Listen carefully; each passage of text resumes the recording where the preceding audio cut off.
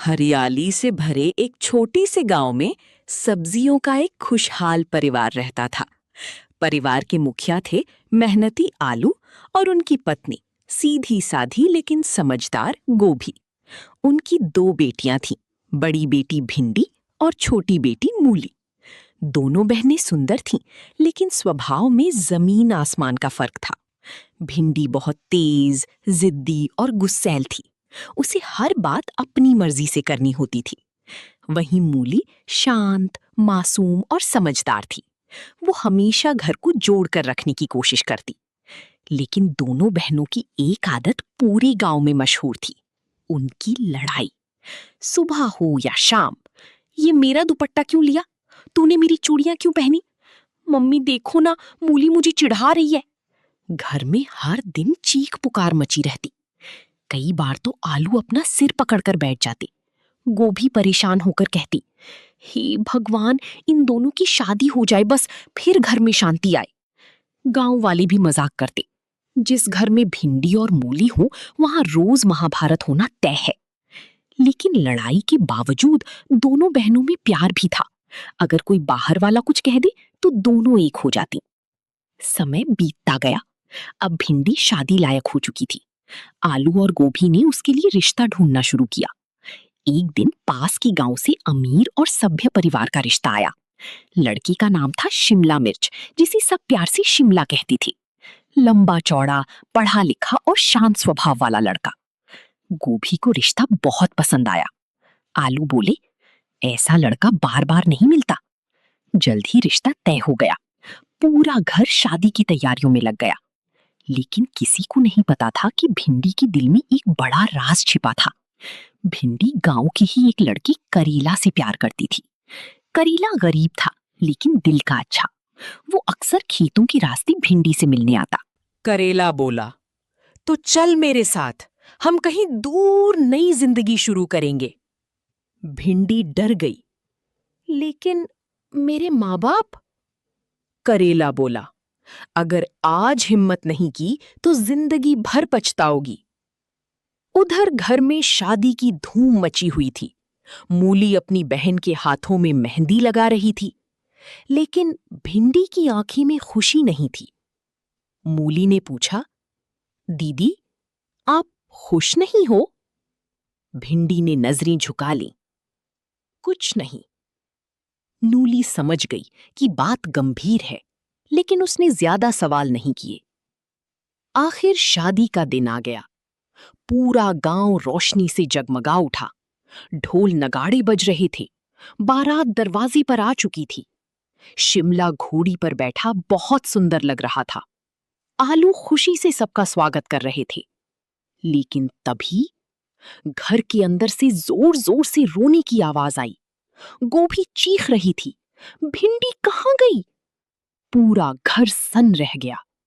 कमरे में सिर्फ एक चिट्ठी पड़ी थी, मुझे माफ कर देना, मैं ये शादी नहीं कर सकती। मैं अपने प्यार के साथ जा रही हूं। आलू के हाथ कांपने लगे। उनकी इज्जत मिट्टी में मिल गई थी।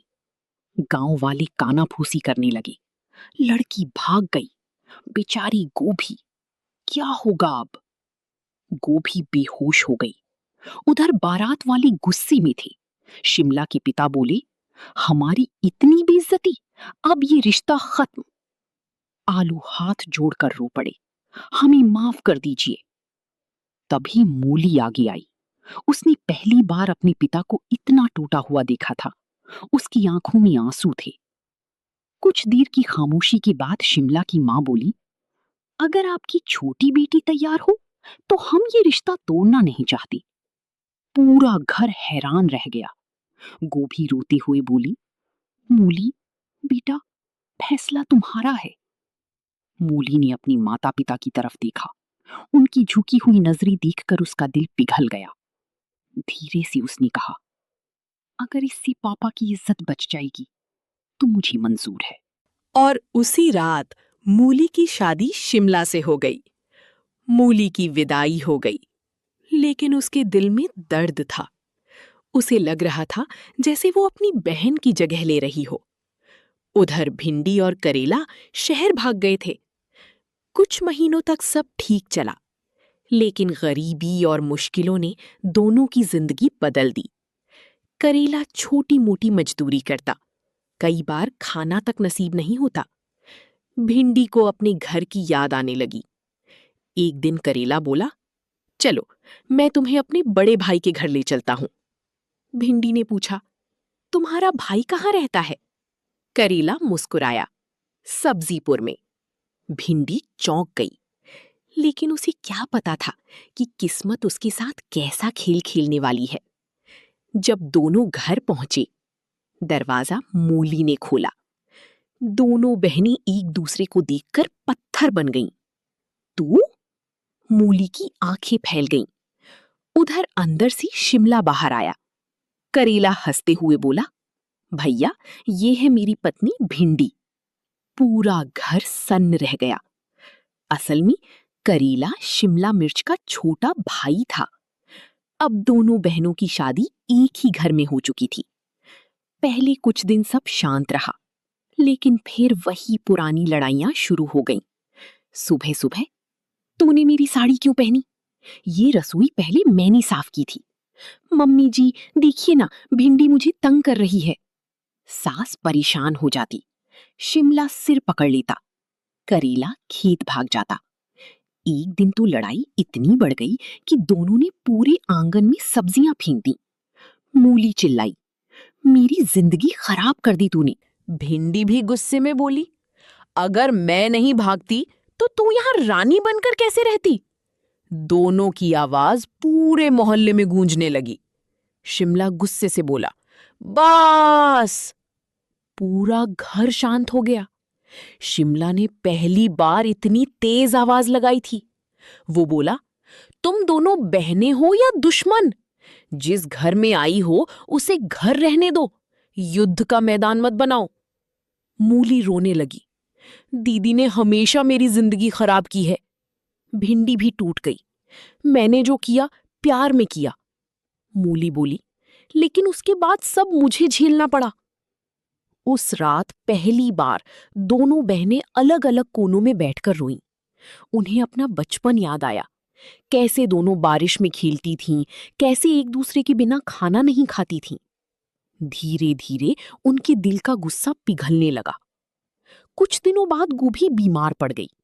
खबर सुनते ही दोनों बहनें मायके पहुंची। उन्होंने देखा आलू बूढ़े हो चुके थे। गोभी कमजोर होकर खाट पर लेटी थी। गोभी ने दोनों बेटियों का हाथ पकड़ा और रोते हुए बोली, हमने तुम्हें बहन बनाया था, दुश्मन नहीं। ये सुनते ही दोनों बहनें फूट फूट कर रोने लगीं। भिंडी ने मूली को गले लगा लिया, मुझे माफ कर दे। मूली भी रोते हुए बोली, तू मेरी बहन है, तुझसे ज्यादा अपना कोई नहीं। उस दिन के बाद दोनों बदल गईं। अब वे मिलकर घर संभालती, साथ खाना बनाती, साथ खेत जाती।